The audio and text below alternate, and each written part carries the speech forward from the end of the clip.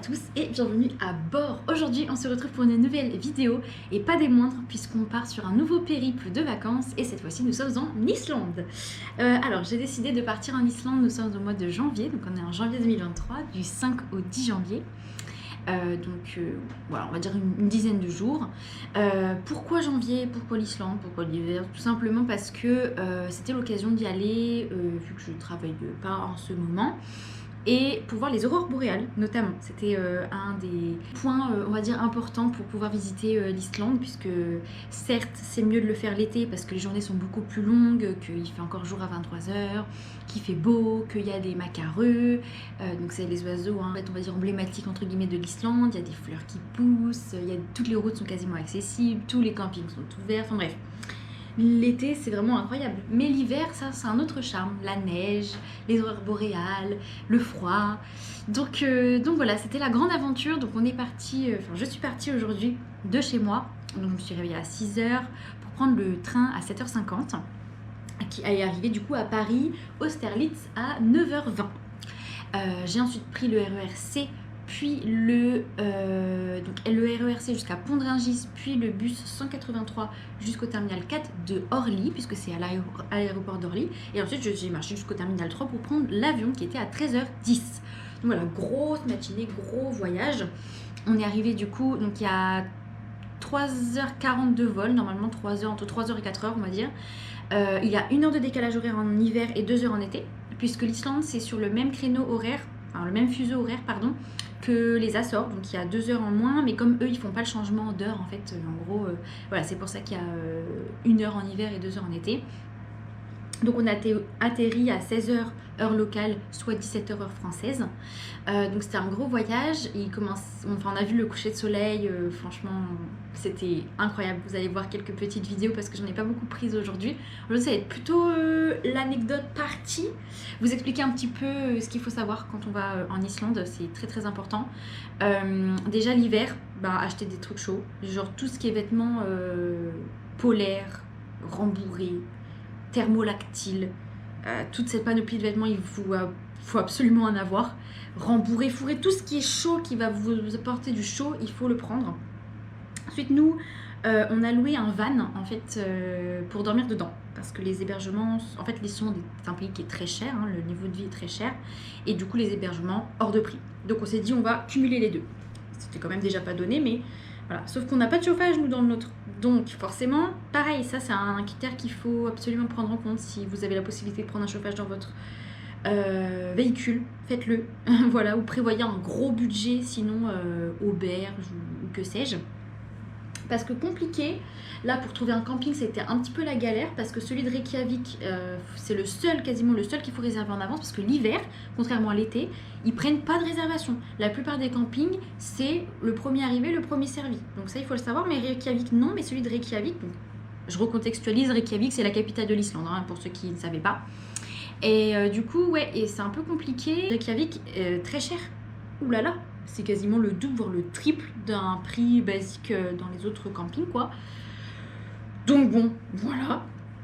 Ensuite, on va dire information pratique concernant les supermarchés. Vous en avez 3. Vous avez Netto qui est, on va dire, le plus cher. Vous avez Bonus et vous avez Kronan qui sont parmi les moins chers, et il y a pas mal de choix. La nourriture islandaise, faut pas trop s'y fier parce que c'est quand même pas ouf. Donc la gastronomie islandaise, faut pas trop y compter hein, c'est pas ce qui se fait de mieux au monde hein. Il y a d'ailleurs quasiment pas grand chose hein. Ça donne pas très envie, c'est des trucs basiques que vous trouvez un peu partout, ça donne pas envie. Faut pas venir en Islande pour la gastronomie. Voilà, par le poisson, il y a des soupes de poisson, des soupes de homard, il y a du sandwich au homard, poisca, il y a apparemment de l'agneau. Apparemment l'agneau ici est pas très fort en goût, mais bon, pas ouf. Mais c'était quand même intéressant de voir ce qu'ils proposaient comme produit. Et la monnaie locale, c'est pas l'euro, c'est les couronnes islandaises. Donc je vais vous montrer un petit extrait de à quoi ça ressemble, parce que voilà, on va dire le billet donc de 1000, c'est celui-là, il ressemble à ça.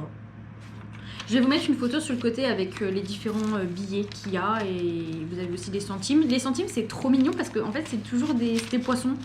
Il y a un crabe, des dauphins et des poissons, trop mimes. Genre, tu vois, celui de 5, c'est des dauphins. Je sais pas si vous le verrez.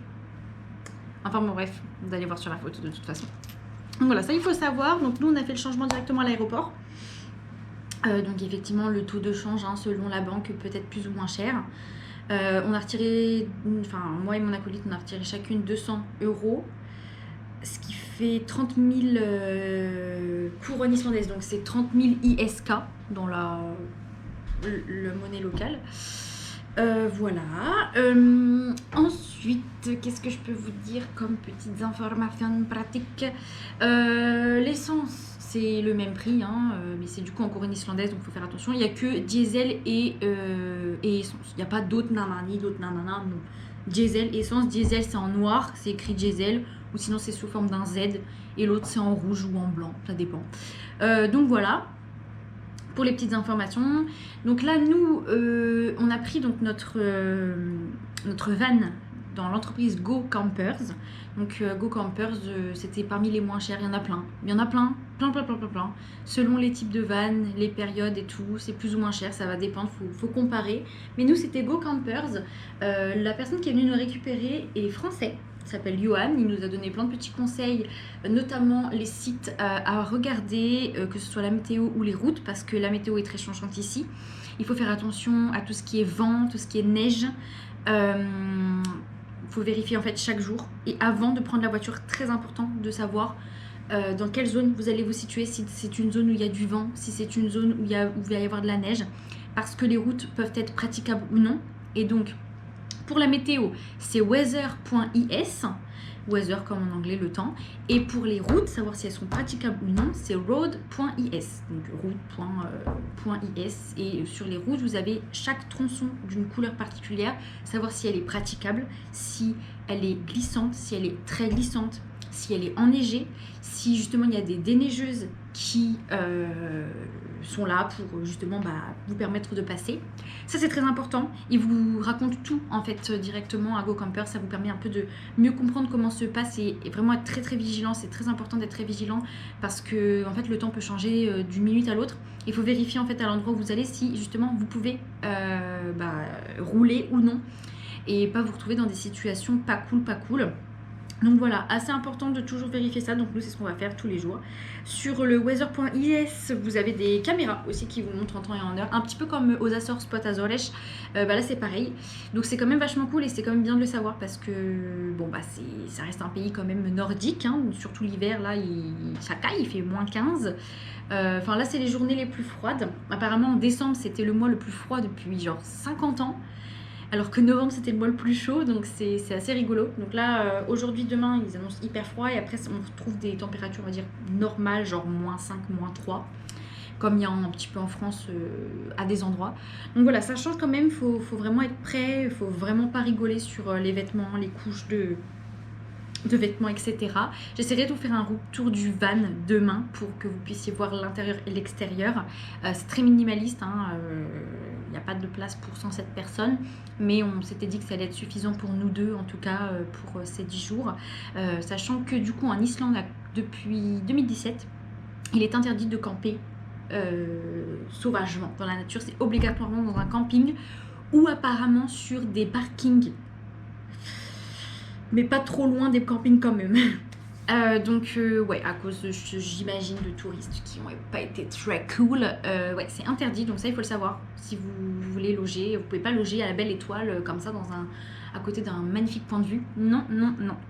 Et les aurores boréales aussi, on compte bien en voir pendant ce périple.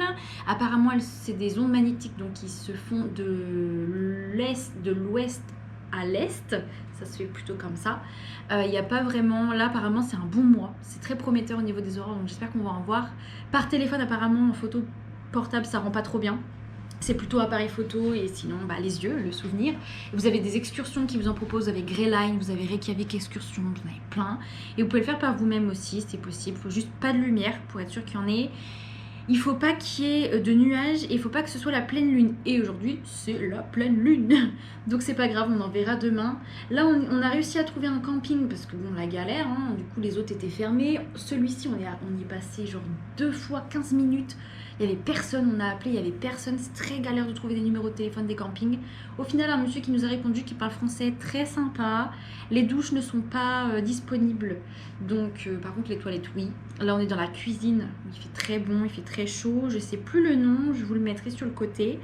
Ça va bien nous dépanner pour ce soir parce que je vous avais que c'était un petit peu la galère. Donc, par contre, le prix, je sais pas. On nous a pas parlé de prix ni de payer. Donc, j'étais en mode, peut-être parce que c'est qu'on a notre propre voiture, du coup, on va pas payer. Je sais pas du tout. Sinon, en général, c'est entre 1200 et 2500 ISK par nuit. Et des fois, c'est par personne. Et Reykjavik, c'était 6000 ISK. Ça va pas, peut-être Donc, des fois, vous avez la douche incluse, des fois, non. Des fois vous avez l'électricité, des fois non. Donc ça dépend. Pareil, il faut bien vérifier avant de partir. Nous, on avait prévu des lingettes, des trucs au cas où on puisse pas se laver. C'est important. Et puis petite dernière information de la journée. Après, je vous laisserai, je vous en ferai d'autres, des informations qui vont venir au fur et à mesure. Mais en Islande, c'est très connu du coup pour ces lagons de sources chaudes où vous pouvez vous baigner. Voilà, donc il y a le Blue Lagoon par exemple qui est très connu, notamment dans le Cercle d'Or. Vous en avez plein. Par contre, ça coûte la peau des fesses. Donc nous, on n'a pas prévu d'en faire de toute façon parce qu'on n'a pas le temps, c'est pas trop prévu dans notre programme, même si ça a l'air super. Mais ça coûte vraiment très cher. Je crois que c'est genre 80 € l'entrée minimum, ce genre de bail. Et dans 90% de ce genre de lagon, les vestiaires, donc c'est hommes et femmes, mais parce que vous êtes tout nus. Genre ah bon. Genre vous êtes ah ok. Donc voilà, vous vous changez avec plein de personnes. Alors, faut être à l'aise avec ça. C'est pas le cas de tout le monde. Donc voilà, il faut le savoir. Il faut savoir, c'est important. Et c'est vraiment obligatoire par contre d'être à poil pour se changer. Donc voilà. C'est les petites informations que j'ai pour vous aujourd'hui. Je vais pas trop vous bombarder de ça, c'était juste pour les petites expériences de cette journée qui fut très longue parce que quand j'ai eu mon train aujourd'hui, je suis restée bloquée 30 minutes dans les toilettes. C'était un pur moment de solitude et de panique jusqu'à ce que quelqu'un passe et que je fasse le meilleur bruit pour qu'elle aille chercher un contrôleur. J'avais sonné au bouton SOS, ils avaient entendu le bouton, mais comme il y a plein d'enfants qui jouent avec ces boutons, ils ne sont pas venus. Donc j'aurais pu crever comme un rat mort dans les toilettes, c'était un pur plaisir. Donc voilà, le début de voyage qui pose le décor direct. Donc de toute façon, s'il n'y a pas une anecdote de voyage, c'est pas drôle. Mais bon, rester bloqué dans les chiottes, c'est pas ce qui se fait de mieux au monde. Enfin bon, bref, voilà. On va voir un peu comment la nuit se passe, si on n'a pas trop froid. Et on va s'emmitoufler un max. Et puis je vous tiendrai au courant de ça de toute façon demain sur les prochaines aventures. Si la vidéo vous a plu, n'hésitez pas à le manifester en laissant votre meilleur pouce bleu, à vous abonner et à nous dire en commentaire ce que vous en avez pensé. Moi je vous dis à la semaine prochaine pour vous pour la suite de mes aventures en Islande.